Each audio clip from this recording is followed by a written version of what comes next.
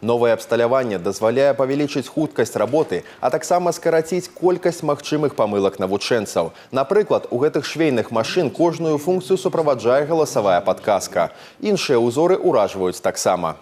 Автоматическая петельная машина для выполнения петель в мужских рубашках, женских блузках, халатах. Ранее мы выполняли эту работу вручную, размечали петли и выполняли за один прием одну петлю. Изделие приходилось перемещать. В данный момент управление всего одной педалью. Нажатие одной кнопочки выполняется целый цикл петель. От 1 до 5 программируется машина.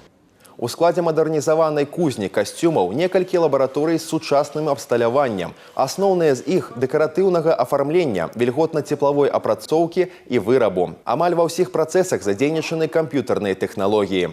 Центр компетенции очень красивый, очень интересно сидеть вот с нейросетью работать. Выкройки мы делаем на компьютере, потом распечатываем, приклеиваем на ткань и вырезаем. То оборудование, которое сегодня у нас находится, оно нисколько не уступает оборудованию предприятий. Поэтому, конечно, в первую очередь можно смело говорить, что значительно возрастает качество подготовки специалистов. Если ежегодно у нас проходит обучение порядка 250 человек, то на этот год у нас уже запланировано 300 и более человек, а в следующем году я уже говорил, что мы еще больше увеличим пропускную способность.